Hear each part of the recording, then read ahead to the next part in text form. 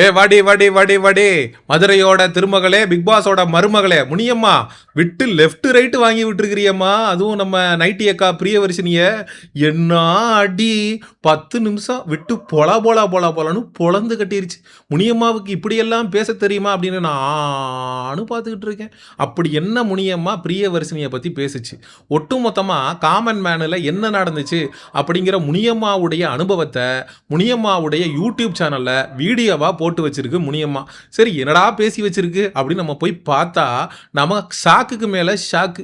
குறிப்பாக பிரியவர்ஷினியை டார்கெட் பண்ணி அக்கா பொல பொல பொல பொலன்னு பொழந்து விட்டுருக்கு. பிரியவர்ஷினியும் முனியம்மாவும் மட்டும் பிக் பாஸ் வீட்டுக்குள்ளே போனால் என்ன நடந்திருக்குன்னு தெரியுமா? டேய் விஜய் டிவி, எப்படிப்பட்ட ஒரு கோல்டன் ஆப்பர்ச்சுனிட்டியை மிஸ் பண்ணியிருக்கீங்க தெரியுமாடா? பொன்முட்டை போடுற வார்த்தை கழுத்தறுத்திருக்கீங்கடா. முனியம்மாவையும் பிரியவர்ஷினியும் ஒன்றா அனுப்பியிருந்தீங்கன்னா கண்டென்ட்டுக்கு பஞ்சமே இல்லாமல் போயிருக்கும். ஏன்னா முனியம்மாக்கா விட்டு கிழிச்சிருக்கு நம்ம பிரியவர்ஷினியை. முனியம்மா பிரியவர்ஷினிக்கு எதிராக பயன்படுத்தின வார்த்தைகள் என்னென்ன தெரியுமா? அவுத்து காட்டுறா, பொழந்துக்கிட்டு உக்காந்துருக்கா, வீட்டுக்கு தூரம், இது மாதிரியான வார்த்தைகள் எல்லாம் பயன்படுத்தி பிரியவர்ஷினிய கிளின்னு கிழிச்சு விட்டுருக்க அக்கா.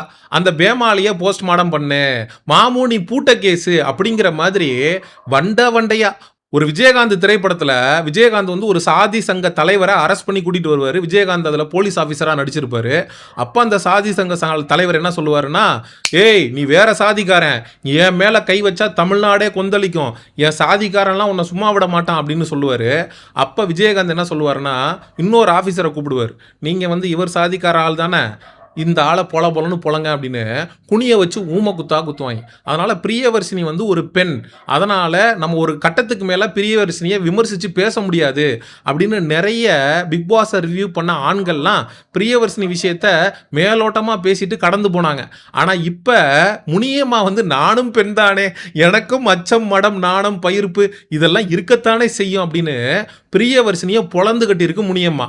பிரியவர்ஷினியை மட்டும் இல்லை, பிக் பாஸுக்குள்ள இந்த டாப் 50ல் வந்த கண்டஸ்டன்ட்டு ஒருத்தனை விட்டு வைக்கல, எல்லாரையும் லெஃப்ட் ரைட்டு வாங்கி விட்டுருக்கு அக்கா. இந்த கார் டாஸ்க்கு, இந்த பஸ்ஸு 2 பஸ்ஸை கொண்டு வந்து நிறுத்தி 36 சீட்டு தான் இருக்குது, நீங்கள் 50 பேர் இருக்கீங்கன்னு ஒரு டாஸ்க்கு கொடுத்தாங்கல்ல, அந்த டாஸ்க்கை கொடுத்தவங்க அந்த 36 சீட்டில் உட்காராதவங்க வந்து ரிஜெக்ட் ஆகிடுவாங்கன்னு சொல்லவே இல்லையா. இவங்க தான் முண்டி அடிச்சுட்டு போய் ஒருத்தனுக்கு ஒருத்தன் சட்டையை கிழிச்சு ரத்தம் வந்து அடிபட்டு என்ன செருப்பை காணோம், அது எத்தனை கிலோமீட்டர் அங்கிட்டு கிடக்கும் அப்படிங்கிற மாதிரி தலதரிச்சு ஓடி அந்த டாஸ்க்ல எப்படியாவது வின் பண்ணணும் அப்படின்னு லூசுத்தனமா விளையாடிட்டாங்க அப்படின்னு முனியம்மா வந்து நடந்த உண்மையை போட்டு உடைச்சிருக்கு. அதுவும் முனியம்மா போய் பார்த்துருக்கு. இருக்கிறவங்க எல்லாம் ஐடியிலேருந்து வந்திருக்காங்க, பயங்கரமாக ட்ரெஸ் பண்ணிட்டு வந்திருக்காங்க. ஆகா கலர் கலரா அழகழகா அழகழகாய் வித்தியாசமாய் அப்படிங்கிற மாதிரி பொண்ணுங்கள்லாம் டிப்டாப்பாக வந்திருக்காங்க. ஆனால் பேசுறது எல்லாமே கெட்ட வார்த்தையாம். அது இங்கிலீஷில் காதெல்லாம் கருகிற மாதிரி கெட்ட கெட்ட வார்த்தையில பெண்கள் பேசினதாக முனியம்மா வந்து ஒப்புதல் வாக்குமூலம் கொடுத்துட்ருக்கு. நான் தான் ஆரம்பத்துல இருந்து சொல்லிக்கிட்டே இருக்கேன், முனியம்மாக்கு இன்னொரு முகம் இருக்குடா, அந்த முகத்தை வந்து நீங்கள் எவனும் பார்க்கல, அந்த முகங்கிறது பிக் பாஸ் வீட்டுக்குள்ளே போனதுக்கு அப்புறம் தான் தெரியும்னு நான் சொல்லிக்கிட்டு இருக்கேன். ஆனால் அக்கா முகத்தை காட்ட ஆரம்பிச்சிருச்சா? பிரியவர்ஷினியை முனியம்மா பொழப்பதற்கான காரணம் என்ன? பிரியவர்ஷினி தொடர்ந்து விஜய் டிவிக்கும் இந்த காமன் மேன் ஷோக்கும் எதிராக தொடர்ந்து நைட்டி போட்டுட்டு போய் ஒவ்வொரு சேனல்லையும் இன்டர்வியூ கொடுத்து இந்த ஷோக்கும் சேனலுக்கும் எகெயின்ஸ்டான வேலையை நைட்டி அக்கா பார்த்துக்கிட்டே இருந்துச்சு.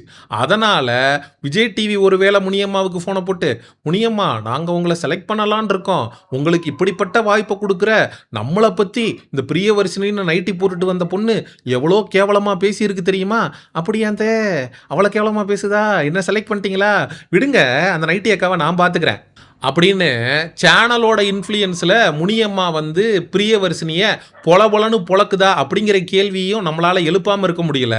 முனியம்மா, பிரியவர்ஷினிக்கும் உனக்கும் என்ன வாக்கியா தகராறு? பிரச்சனை யாருக்குன்னா பிரியவர்ஷினிக்கும் சேனலுக்கும் தான்.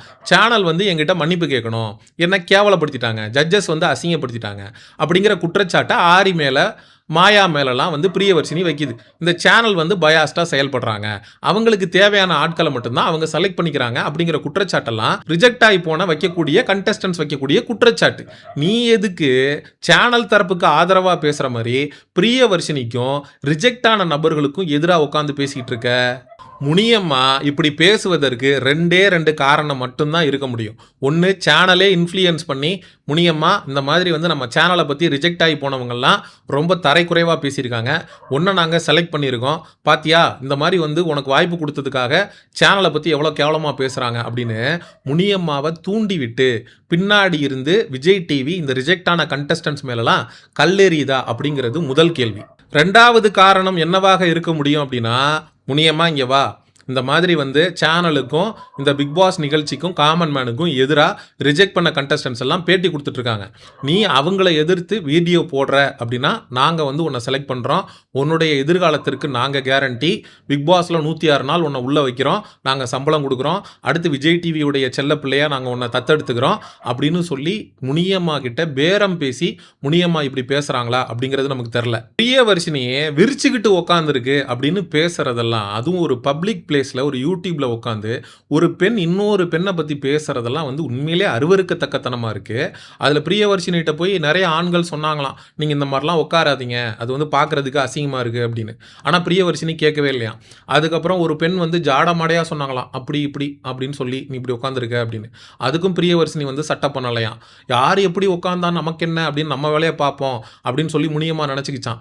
முனியம்மா நீ அந்த இடத்துலையே பிரியவர்ஷினியை கேட்டிருக்கணும், ஏய் என்ன நீ பொம்பளை இப்படி வந்து உட்காந்துருக்க, உன்னால் எங்களை போன்ற நபர்களுக்கெல்லாம் வந்து கெட்ட பேர், அசிங்கமாக இல்லையா உனக்கு அப்படின்னு நீ அங்கே கேட்டிருந்தேன்னா உன்னை வரவே இருக்கலாம்.